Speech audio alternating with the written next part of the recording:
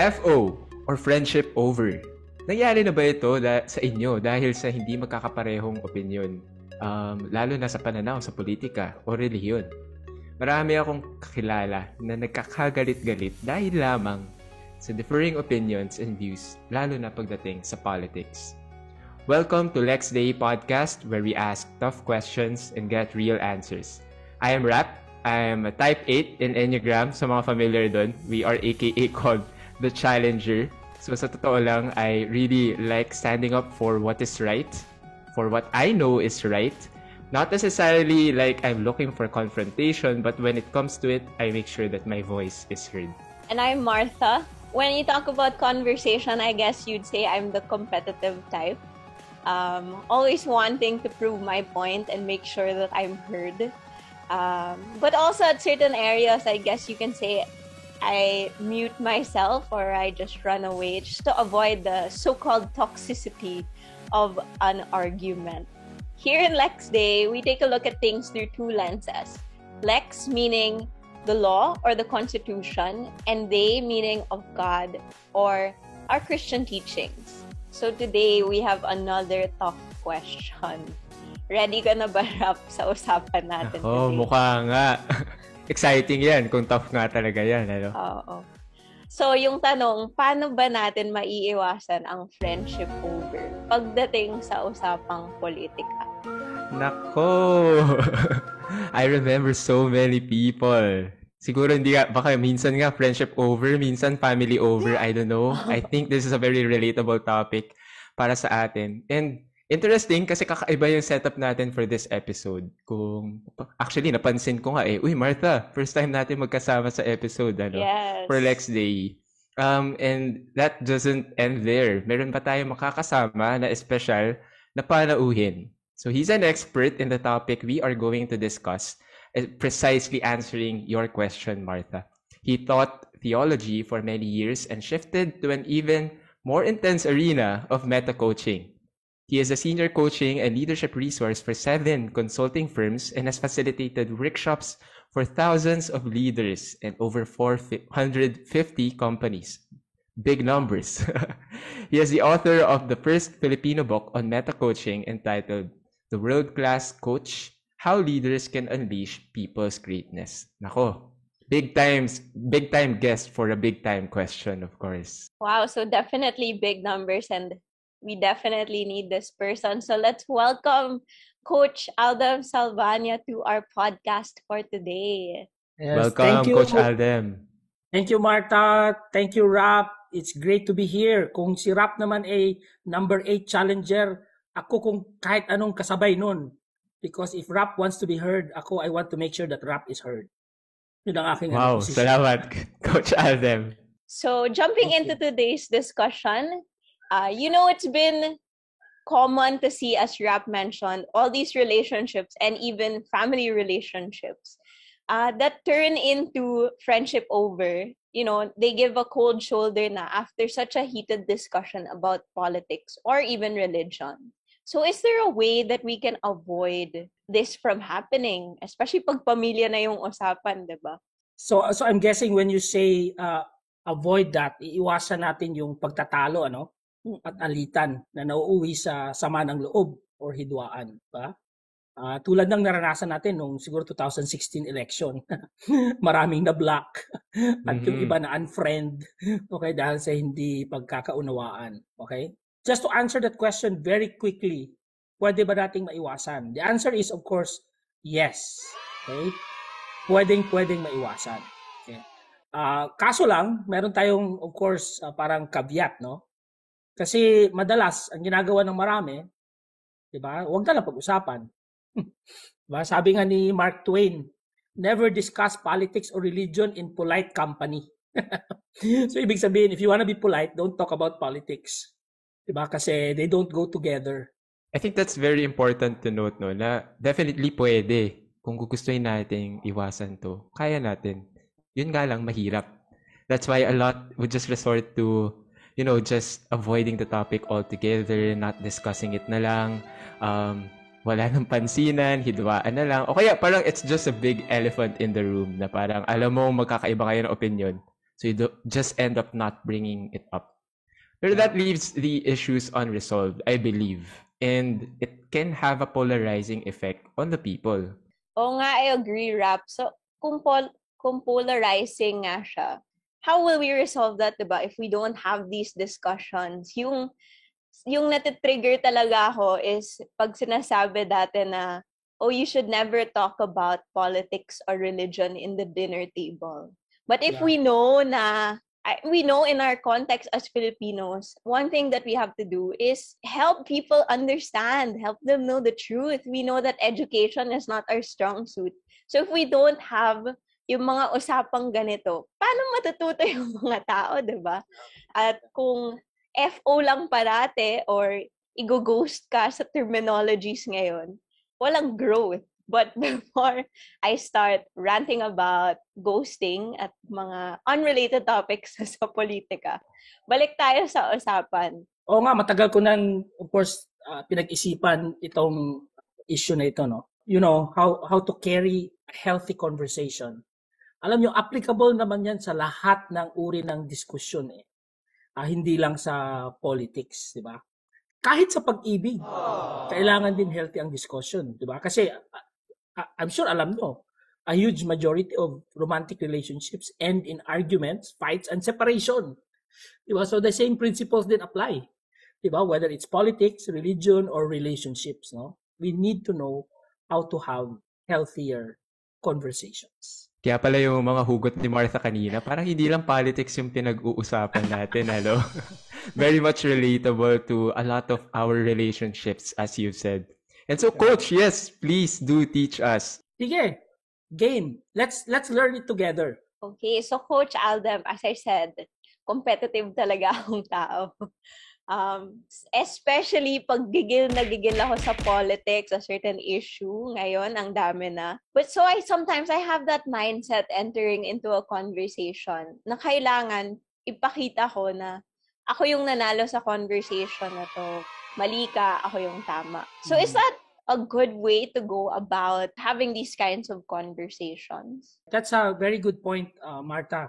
But first, explain ko muna kung bakit may mga taong gigil na manalo at saka may mga taong magbibigay na lang. Okay? Kasi tayong lahat kasi, we are creatures of habits. By that we mean na bawat isa sa atin, merong nakaugaliang paraan in relating with others. Diba? Pinoprograma na natin ang ating sarili through as we were growing up, no? Kung paano natin harapin ang iba't ibang sitwasyon.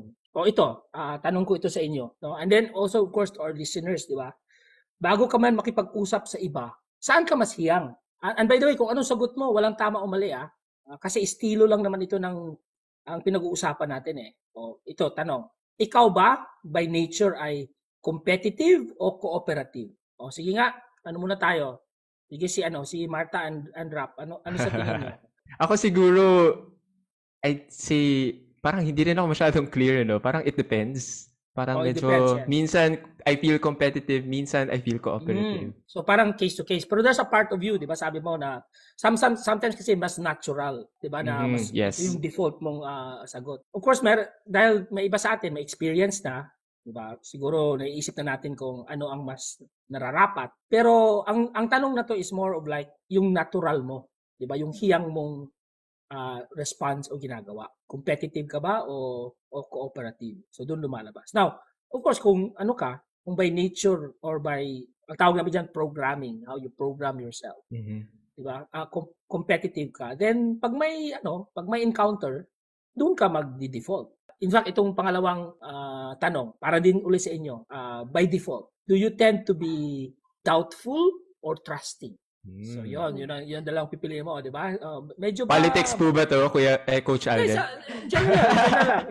In general lang. Kasi ang approach mo sa iba't ibang bagay, usually naaayon yan kung ano yung programming mo eh. Whether it's love or religion or politics. Of course, may iba bang konteksto, pero may default ka. So balik tayo sa tanong. So, ikaw, normally ba, do you tend to be doubtful or trusting in general? Ako siguro mas nasa doubtful side ako. Ito, medyo clear for me. Yes. Ikaw naman, Martha. Ako parang doubtful din. Doubtful. Okay, no? So, Oo. interesting, di ba? Interesting nga. Ako, sabihin ko sa inyo, ako, in general, I'm trusting. Yun. In fact, yun ang interesante sa relationship namin mag-asawa. Eh. Na walang tama o mali doon. Pero yun ang default namin.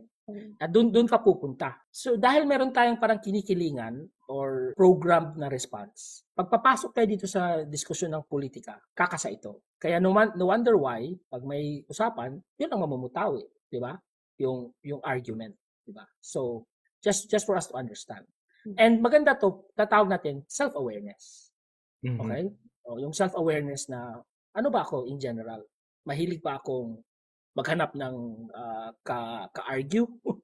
Di ba? Or mahilig ba ako maghanap ng karamay, for example? Or, di ba? So self-awareness is really key. I think you mentioned, Coach Aldem, parang ang tendencies lang natin bilang tao is either to fight or to flight. Yeah. Survival din pala no? Na, okay, I put myself in this situation and argue. Or, I'm more of like, mas yung tendency ko, dun sa iwas na lang sa mga ganong confrontations. Na parang, wag na lang natin ito pag-usapan. Basta di na lang tayo bate in my mind. Unfriend, unfollow, gano'n na lang. Change topic, kumbaga.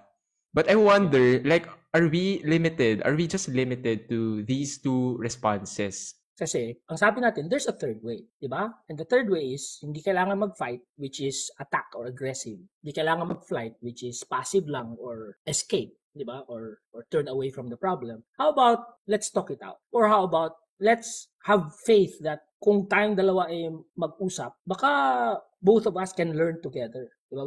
We can grow together. We can improve what we know together. Diba? Yun ang hinahanap natin na another way to do it.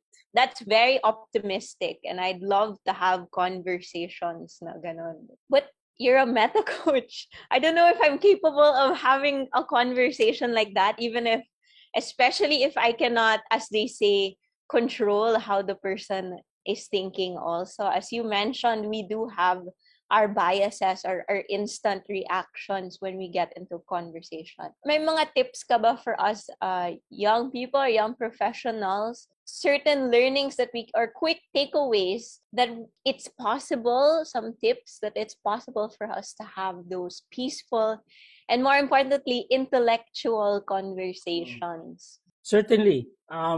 So I guess one of the things that we might need to admit to ourselves is kung hindi tayo marunong ngayon mag-converse at a high quality level or at a level na can help us develop or grow or learn, then ang next question is, kailangan mo bang matutunan? And do you want to learn it? Diba? So I'm not going to make an empty promise na in one day matutunan siya. Okay? It really takes a while. Lahat naman ng bagay, in fact kayo, diba most of us, ang galing naman maglakad, diba? Ang yabang-yabang pa nga natin, lakad tayo ng lakad. Pero hindi ang nakalimutan natin is, for most of us, it took us, 1 year, some even almost 2 years to learn how to walk. Mm-hmm. Diba? Nakalimutan natin yan. Okay? It's a life skill. So, ito hindi pwede siyang overnight. But, ang tanong lang, are you willing to learn? Now, kung ang sagot nyo ay oo, ang unang tanong is, do you know how to understand and learn how conversation works? Yon. Una, anong intention mo? And then pangalawa is, kung ang intention mo ay hindi makapag-away, kaya mo ba? Di ba? Alam mo ba kung paano makipag-relate with someone na hindi iinit ang ulo mo? May tanong ako sa inyo. May kilala ba kayong mga taong ganun na kulang, di ba? Kahit mainit na yung iba, kulang. O ikaw yes. Kayo, Martha at Rap, may kilala kayong taong ganun? I'd like to say minsan ganun. Joke. minsan ganun ka. And it's good to appreciate mga taong ganun. Wow, talagang cool na nagkakagulo na yung buong mundo. Amazing. Di ba? So, kaya at may mga ganun. And much of that is decision na yan, di ba? Of course, some people it becomes apathy, di ba? Walang pakialaman. Pero may mga iba na ito ang maganda. You can still engage. Diba kasi ang kailangan natin i-avoid is tatakbo ka na lang versus aatake ka. Diba? Ang hinahanap natin is you can still engage and you can enter into a situation and help the situation be more relational, diba? Back and forth. conversation. Yun ang challenge dito. And dalawang bagay lang sabihin ko before we continue here. Una is, marunong ka ba mag-establish ng rapport yun with another person? Ba? So, rapport building. Itong pangalawa, marunong ka ba mag-sustain ng rapport? Yun. At pangatlo, for one reason or another, kung na-break ang rapport, marunong ka bang i-restore ang rapport immediately? Yun. So, yun ang mga kaakibat ng mga skills. Coach Alden, baka para sa mga nakikinig sa atin, baka pwede niyo pang i-clarify what do you actually mean by rapport? Like, where do you see this? Ano yung manifestation nito as we establish it with the people that we interact with? Yes. Alam mo yung rapport, para yung isang dalawang taong sumasayaw. Di ba? Kung ano man yun, salsa ba o tango, na alam mo na ang galing ng kanilang back and forth. Di ba? Na walang natatalisod at they're so connected with each other, 'di ba? And then give and take. Yun ang ibig sabihin ng rapport sa conversation. Na connected sila, tawag nga good vibes. 'Di ba? Okay tayo. So, yun ang hinahanap ko rapport. I think ang punot dulo nito, Martha and Rap, is kaya gagawin mo 'to. At kaya paghihirapan mo. Kasi ang unang tanong, ano ba mas mahalaga sa iyo? Yung manalo ka or yung relationship niyo dalawa? Right. Doon ang bottom line. Kasi kung para sa akin, intention ko ay manalo at matuturuan ka at makorek ka, syempre, babanat na lang ako. Pero kung mas mahalaga sa akin yung ugnayan naming dalawa, relationship, mahalaga ka sa akin, yun, di ba? Mahalaga ka sa akin. Diba? So kaya, I will do all of these things for the sake of the relationship. Ang ganda tandaan nun, Coach Alden, no, na when we enter conversations or arguments even, a mindset na pwede natin i-take is, parang ano nga ba yung pipiliin natin eh? Do we want to win a conversation or an argument? Or do we want to win the person or the relationship that you have with that person? Like what you were pointing out a while ago, a real dialogue is present when both parties are willing enough to be influenced by each other or to receive kung ano man, saan ka nga ba nanggagaling? Ito pala yung matututunan ko sa'yo. Ito naman yung sa akin. Yung ganong exchange. Napakaganda, no? Napaka-ideal kapag pinag-uusapan natin ngayon. At saka, Rap, kung mas mahalaga kasi ang tao para sa'yo, if in the conversation ngayon, hindi pa kita ma-convince, okay lang yun. Mas mahalaga naman ang relationship, di ba? Mm-hmm. Baka sa conversation ngayon, ang role ko makinig lang muna sa'yo. Baka intindihin lang muna kung ano yung punto. Kasi ang problema sa argument, nagmamadali. Diba? Kailangan masupil kita kaagad. Kailangan makorek kita kaagad. Kailangan mapahiya kita kaagad. Diba? Pero sa relationship, hindi eh. Ano mong minamadali mo? Natin. I-research natin. Balik tayo doon. Pag-isipan natin ulit. That's so insightful, Coach Aldem. I think yung kailangan talaga when you enter into a conversation is you have to be humble then, knowing na I can't always be right and you don't have to always be right. It takes a lot, yung difficulty then, it takes a lot of humility talaga. A lot of people are so drawn by their egos na hindi nila na-realize dun na pala papunta yung usapan. They need to really slow it down and just humble themselves and say, I understand you. I hope you understand me at the same time. Actually, I think that's a very good principle. Again, on paper.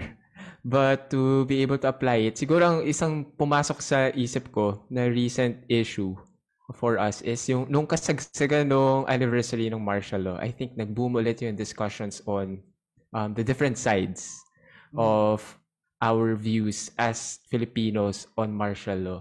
And headliner to yung interview ni Tony Gonzaga with Bongbong Marcos dun sa isang YouTube video niya. And it really sparked a lot of conversations. Actually, hindi pala conversations. A lot of arguments. And it really made me think, like, just looking back at the principles that we've been talking about, parang ang hirap nito makita in an online setting, which is very relevant now. And siguro, ang naisip ko lang is, meron bang right principle or principles, Coach Alden, that will be helpful for us to actually keep in mind, like values that we can manifest? Not just in relationships, kasi big thing na agad yun eh. But even in just small interactions or encounters such as those. na parang sobrang nag-flashback yung, for me, nag-flashback yung ingay ng Facebook nung 2016 elections na puro away talaga yung makikita mo. Bakbakan talaga siya. Oo. Like, ako mananalo dito sa sa comment thread na to. Bahala na kung anong sabihin nyo. Very, very crucial. Now, I think unang observation ko ditong ipapasok sa inyo is that, unfortunately, social media is not the ideal place to have a healthy conversation. As we can see. Kasi by default, it's the place to hold a position. Diba? Oo. At alam mo naman, kung ganun na ang starting point mo, ay wala ka ng kahilatan dyan. Diba? Now, mangyayari lang yan na we can have a healthy conversation if may term kami sa sa coaching na if you frame. Ano ibig sabihin ng frame? Kasi lahat tayo pagpasok sa isang conversation, meron na tayong tinatawag na frame of mind.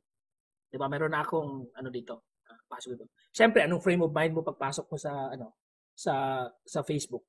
Triggered. Diba? Kung ano yung aking posisyon, 'di ba? Yun ang frame of mind ko 'Di ba? Either martial law is bad or martial law is good, 'di ba? Yun lang man dalawa yun 'di ba? So kung anong mabasa mo, auto-response yun, 'di ba? At yung auto-response, siyempre, agree or disagree.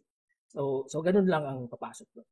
Now, and so it takes also a certain skill na a person can come into the conversation and say, example lang this is what I think, this is my position about the recent event, okay? And I want to present it. And I want to present it as not the law, but I present it as just my opinion and allow people to share. Diba? And be ready na you'll get both sides. So we talk about being humble and being tentative with what we know. Diba? Because meron tayong tinatawag na tendency. We have a strong tendency. Like I ask you now, Rap and Martha, what do you see here in the screen? Pakibasa. Jumping to conclusion. Yeah, diba? So tayo, we have a tendency to do that. We have a tendency, as you said, to do that, no? And if you really look at it, see? Okay? You basically jump to conclusion about something that is not what is. Okay? And many times, including in conversation politics, we think we know something, we claim what it is, we declare what it is, we are so sure of what it is, only to find out it's not what it is. Diba? And that's why it's very important for us to be tentative with our knowledge, diba? And our information. So that's why. Right. So just to summarize our first conversation, it's all about really knowing the best platform to use, right? As you mentioned, social media, you already come with so many, it's one-sided na kaagad when you enter into a conversation on social media. So it's maybe, Kuya Adam, you have some tips about like specific dispositions, as Rap was saying.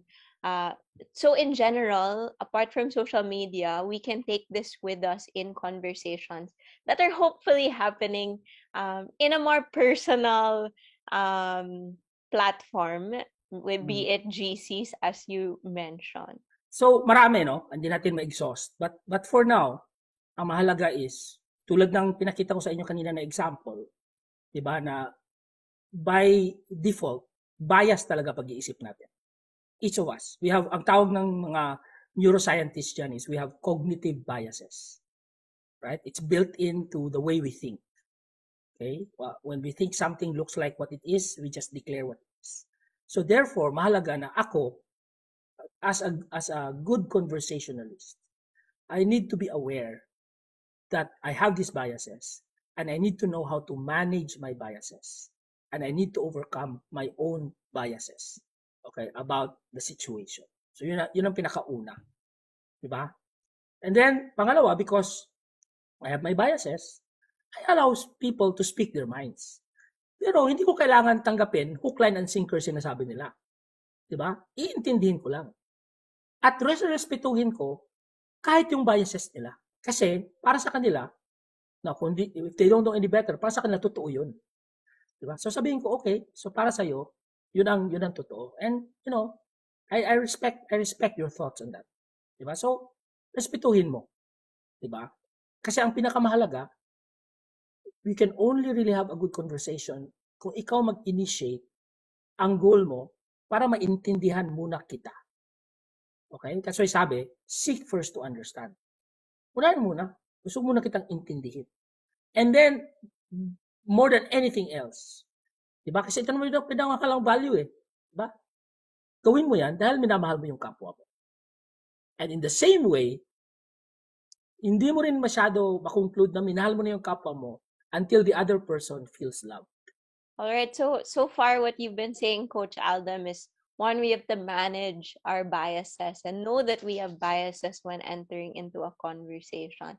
And second, and most very important now, we have to learn to respect. Like, tapon na natin yung personalan sa usapan, di ba? Always come in with respect for one another. That they can speak their minds. And when you talk about respect kasi, I respect your opinion. Diba? Just as, ako, meron din ako opinion. So, opinion na naman eh. I don't have to agree with you. Okay? So, I can respectfully disagree. And then, yung compassion, diba? Yung sasabi nating mahalin ang kapwa, which is really the highest value or virtue of all.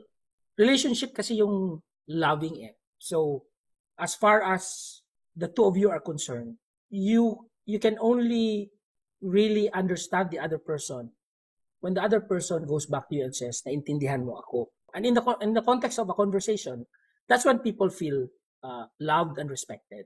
Diba? Pinakinggan mo ako. Pinakinggan mo yung sentimento ko. Diba? In fact, let me give you a very concrete example of this. Sabihin ko, Rap, let's say opposite yung kanyang what you call this, politiko sa akin, yung kanyang candidate sa akin. Rap, intindi mo nga ako kung ano nakita mo dun sa candidate mo that you found na worth for him to be your choice. Paintindi mo ako. Diba? And then he'll give me his points. Let me understand, Rap. Ito yung ginawa niya, no? So para sa'yo, these are the three things na para sa'yo mahalaga, kaya siya dapat iboto. Ganun ba, Rap, ang tingin mo? Oh, thank you, Rap. I appreciate so much your thoughts. Now, Rap, okay ba sa'yo for me also to share kung anong opinion ko rito? Is it okay for you? That's the whole conversation. Ang maganda kasi ito, kasi inintindi ko siya at naranasan niya na iniintindi ko siya. Mas magaan sa loob niya na sabihin, oh, Aldem, ikaw naman ngayon. Sige nga, pakinggan nga kita ulit. So, Coach Aldem, I think this is what we've been emphasizing also throughout the conversation. No? We're talking about humility, having the humility to learn from others and to, minsan also check in on ourselves. Like, are we on the right, or are we being tentative with what we're presenting as well, so that we're open to others' opinions? Napakahalaga niyan. Napakahalaga ng self-correcting, ano? Maraming kasing tao, ang bilis pag-correct sa iba eh. Di ba? Pero really, the person we need to correct more than anyone else is ourselves. Eh. And yes. It gives other people the chance to say, kinorek niya sarili niya. Baka pwede ko i-correct sarili ko. Diba? yung nga mahalaga sa modeling eh. Diba? And then, I think the last one is the primacy of relationship. Diba? Na more than anything else, it's people. Diba? Elections will come and go. Diba? Candidates will come and go. Diba? Ang sayang naman kung ayaw mo nang kausapin yung kapatid mo or ng best friend mo or kasama mo sa trabaho. Diba? Dahil minsan nagkaalitan kayo sa isang bagay na lilipas din lang naman. Diba? So, more than anything else, relationship. We can have difficult conversations without being difficult. Diba? We can have arguments without being argumentative. Diba? So we just present our cases. At the end of the day, tao. Kaya may kasabihan nga, hindi lang sa politics 'to, 'di ba? Na don't burn bridges. 'Di ba? Right. Kahit na aalis ka sa trabaho na hindi mo masyado agree yung boss mo, rule pa rin doon, don't burn bridges, 'di ba? Lalo na huwag mo silang siraan pag lumipat ka sa kabilang trabaho. 'Di ba? Kasi bilog ang mundo. Diba? After a while, you'll encounter each other again. Diba? And maybe in that circumstance, baka kailangan mo na siya. at this time. So let's say it's a great principle. So we hope to understand na, do you value people more than your position, your conviction, what you believe is right? All right, so that was so insightful. And as we wrap this episode, I'd like to give a quick mnemonics for our listeners. So as Kuya Aldam said, it's MR or Mr. CHR. So manage your biases. Know that you have biases, as I mentioned. Also, respect one another. At the end of the day, it's all about having compassion to one another. In that conversation, that we're able to be humble enough to admit that we need to learn from each other, and humble enough to say, okay, I didn't know this perspective, so I'm willing to hear you out. And lastly, and the most important, when we have these conversations with our friends and loved ones about politics or religion, is treasure the relationship more than the point that you want to make. At the end of the day, it's about keeping that relationship. So the acronym that I mentioned is MRCHR, and let's try to remember that as we have more conversations in the next few days, leading to the election season. Yes, tawid na tawid, Martha. Mr. CHR, Mr. Commission on Human Rights lang, ano. Maganda tandaan niyo, when we talk about conversations or arguments, these kinds of discussions that may be at the brink of FOs, papawala na natin na dapat inisip natin, ang kausap natin, tao rin, kasamahan natin, and we want to see eye to eye at the same level, recognizing their human rights, or of course respecting them for their opinions and being open to however they can influence us and whatever we can learn from them. And this was a very insightful conversation. Maraming salamat, Coach Aldem, for joining us, for sharing with us your expertise on meta coaching, which is very much applicable to an important life skill, as we've mentioned, how to establish rapport with our relationships and encounters with other people. Salamat, Coach Aldem. Right, tama ka dyan. Tama ka dyan, Rap. Coach Aldem, ang dami kong natuto. It's easy. It's easier, at least, maybe now. Especially with the MRCHR aspect. And if you look at it, at least based off of our conversation, it's applicable kasi kailangan at the end of the day, unahin mo lang yung relationship more than the points you have to make. Yun yung pinaka takeaway ko. So thank you, Coach Aldam, for being with us. Thank you so much. It's my privilege to share with you. At sana magkaroon tayo ng real, peaceful, intelligent, honest election coming for us for the sake of our country and our future. Yes. Tama, Coach Aldem. Let's all work towards that. Coach Aldem, baka po pala merong mga, of course, na-inspire na listeners and they'd want to reach you and hear more from you and probably be involved in what you're doing. How can they reach you? Yeah, so sure. I think andyan naman ang contact details ko that you can actually reach. And present din namin dito, the book that I wrote, World Class Coach, is online. So you can get it from there as well. And we're open to conversations. And we do give trainings on improving our skill in conversations that will allow us to influence others better. So whether it's meeting, negotiation, or coaching, so we can do that. So siguro standby na lang kayo if you're interested in it. You can contact us. And we'll make sure to make those available at our of course, caption siguro and as we present this episode. At dito po nagtatapos ang aming episode. Sana gaya namin, marami rin kayong natutunan at napulot sa aming talakayan. And we hope to, of course, have you again next time here at the Lex Day podcast, where we ask tough questions and get real answers. Alright, if you also have other questions for us or topics that you'd like us to discuss, please send a message on our Facebook page at Lex Day Podcast. If you like this episode, please feel free to share it with a friend na sana hindi mo i-FO over different opinions and arguments. And so if you also would like to hear more from us, make sure to subscribe to Lex Day Podcast on Spotify and follow us on YouTube, Instagram, and Facebook. Until then, we'll see you guys. Bye!